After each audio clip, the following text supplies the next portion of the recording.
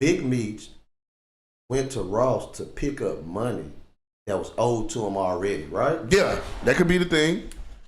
Okay, I mean, does he really need an explanation for that? I'm gonna say this. This money owed to me while I was in. I have to explain that. Let me go pick my money. Tony Yayo said it himself, though. He said 50's damaged. He said he's a different type of dude. I remember Tony Yayo, he was like, you got to be a different person to rock with 50. So, like, Yayo's that one few guy. Like, he's real damaged. 50 petty. He's scarred.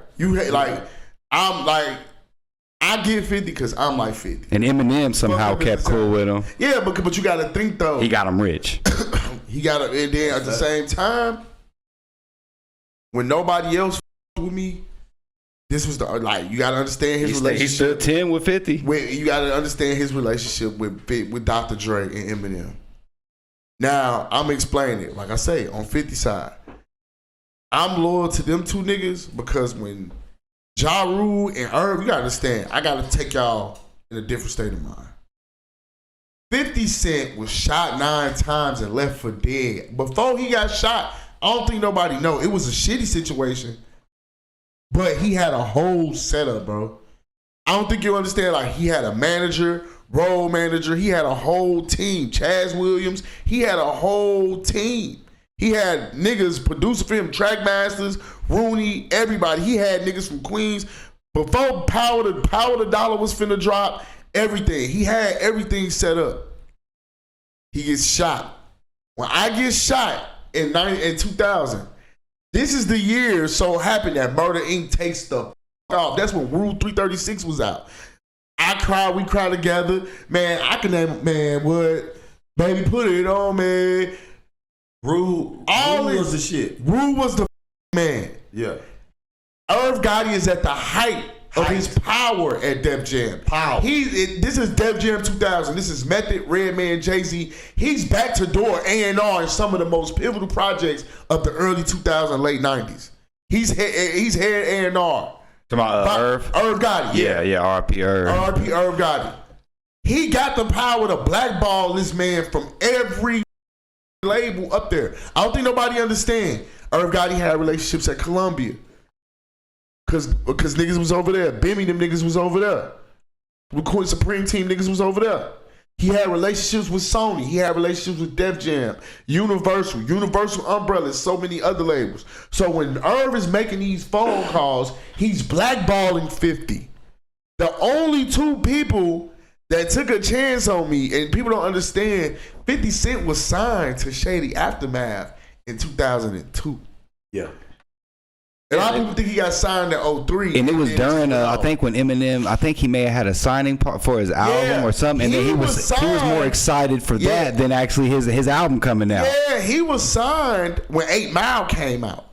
When he was on I Got Places to Go, I Got People to See, Penitentiary. That was his first song for Shady Records. He was signed, but his situation was so hot that dropped, and which was perfect because Dr. Dre, Death Row.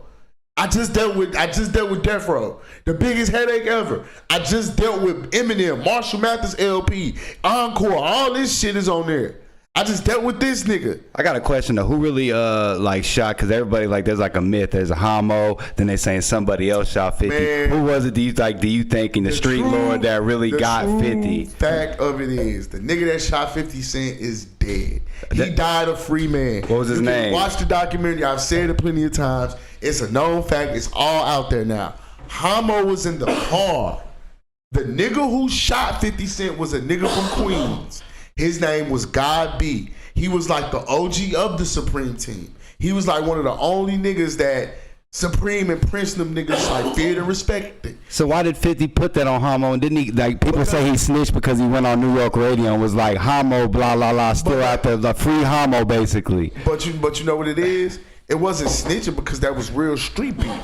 Homo shot me 3 weeks later and he got shot down. I'm not saying that. He went on, I remember he went on, you good, P. Joe? My bad. I remember he went on New York radio and was doing an interview or something. And didn't he say something like... Homo was dead then. Homo died shortly thereafter. Okay, so that wasn't when he was still alive. Okay. Homo died like literally 2 weeks later. I'm just saying the internet. He was already in beef with some other niggas. He was dead within 2 weeks. So you gotta remind this. When 50 on hold, 2002, all this. He just, you say you a wankster, he doing little shit. Yeah. 50 and Dre is fueling and funneling fire. We gonna put you on tours. Niggas don't understand. 50 Cent had the Paul Heyman deal at G Unit at first. We with you, but we ain't signed you on paperwork yet. When they discovered 50 Cent, they gave him money to get bulletproof trucks, do his tours and shit, build up his name. They were funding him before they ever signed 50. I don't think nobody know that. The paperwork didn't come to like a few months later. Well, yeah, that's how they was able to keep him there and you know, win that war. Because he had a bidding war. And make sure he was safe. Because they knew if he went back to New York without the protection that he was needed or the finances that was needed, he was going to be killed. So when people want 50 Cent to be just humble and nice to Irv Gotti, this is a nigga that, for a fact, you bankrolled the hit that killed me. That could have killed me. And them niggas ain't shoot me once and twice. Them niggas went into overkill. Them niggas shot me 9 times. So I need y'all to understand where 50 is as a person. Hell yeah, he scarred. Everybody left him when he got shot. Everybody. The label left him, stopped answering his calls. His A&R quit on him. His manager quit on him. Everybody shifted on the nigga. So yes, with me, you gotta be different. Cause I'm the same way. With me, you gotta be different. Now I ain't saying you owe me gratitude or you supposed to be like, if I'm 50 Cent, you ain't supposed to be like, yeah man, I just need permission. But they were supposed to have a conversation. And a conversation, they did not. I don't think they had one. I don't think it was understood. Well, let's bring it back to Big Beach mindset like we talked about before. OG, older cat, internet world, not his, real beef in the street. His. So maybe, like you say, he ain't thinking about it like that. Me go collect my money, let me do what I do with Ross. And yeah, let me get me. I don't think it's that serious.